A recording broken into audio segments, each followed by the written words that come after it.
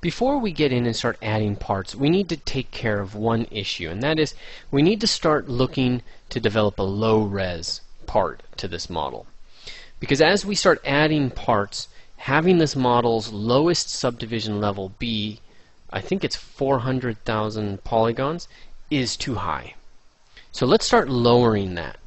And I'll show you a cool trick for developing a low-res part of the model without having to go through the complications of retopology or anything like that.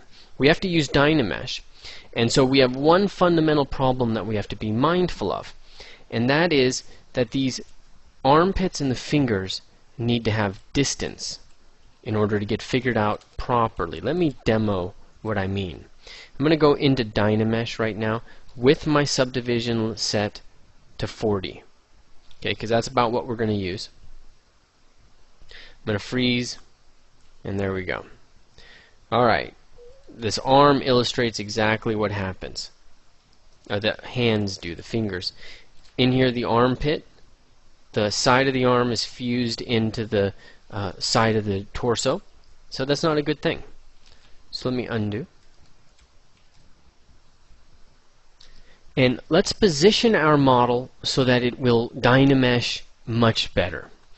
We already have a poly group for the arm, and that's going to work in our advantage. So what I'm going to do is just isolate the body, Control click on it, Control Shift click to show everything, and then I'm going to blur like mad. I'm just going to go to masking, blur, blur, blur, blur, blur, blur, blur.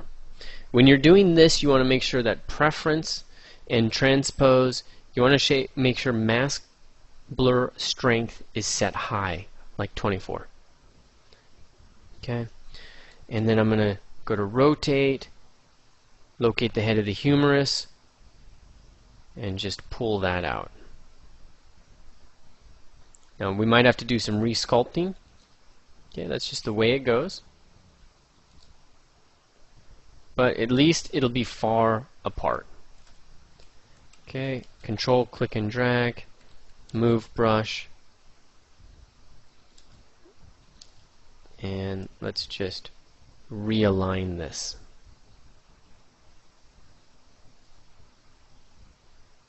Alright, good enough for now. That's the arms. Let's turn perspective off and let's get focused on the hands. And you might really have to stretch these guys out to make this work.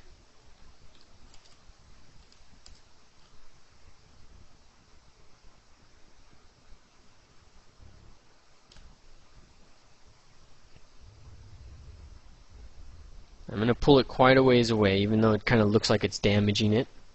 And then I'm going to go to Draw, Control click to invert, use the Move brush, and I'm just going to start to move that in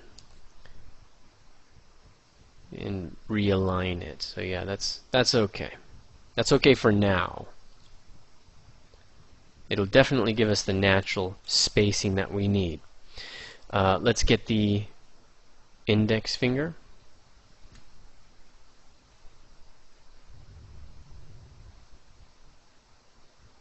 Okay, invert it, draw, and I want to use move to reposition.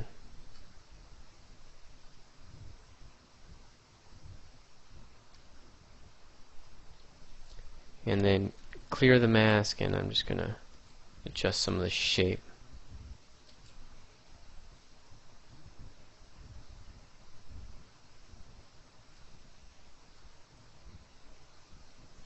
And now we have the ring finger to do. Now this might not look natural. Doesn't look natural to me. But it'll work for DynaMesh. Hopefully. Rotate. Pull it off the model. Drag it around. Somewhere in the center. Okay, then you can invert it, draw, and use move to realign. There we go. If you're worried about the hand or the thumb, you might just hit that. Control click.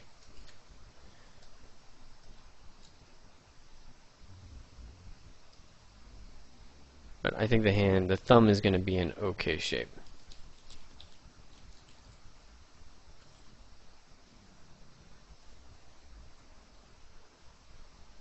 That's some whacked out fingers, but that's what we got to do. Maybe we can move that back and take advantage of this. Create some craziness. Okay. Make sure that you go up to your highest subdivision level, or just go out of that subdivision level so that it updates the system. You have to do that. You have to get out of that level, because then it basically, as it says up here, it says updating subdivision geometry.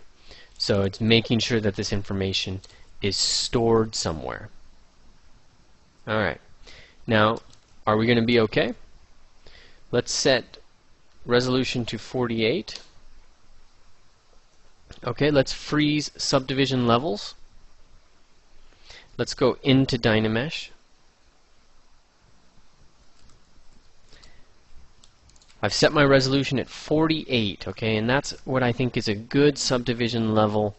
It's a good amount of geometry for me to both capture form but also stay low res.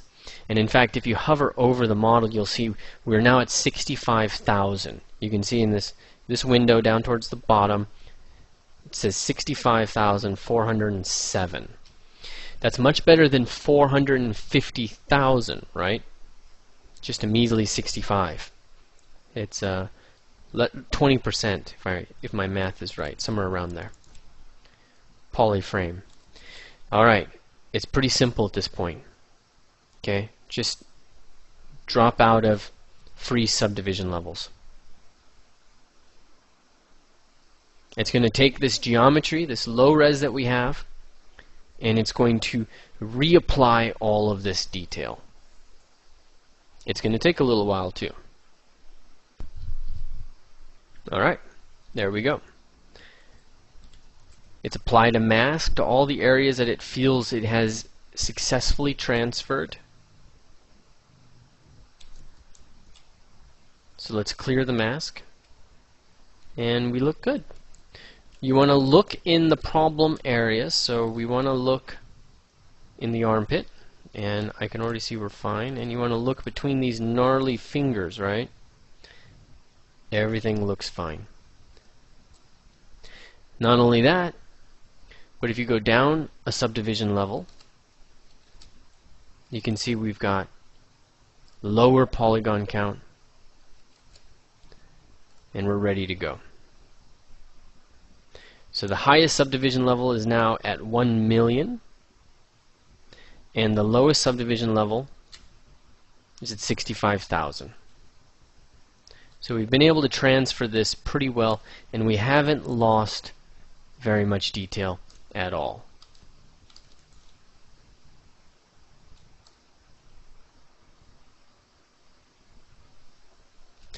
Now we can get in and start to work the lower body and start to create pants for this character.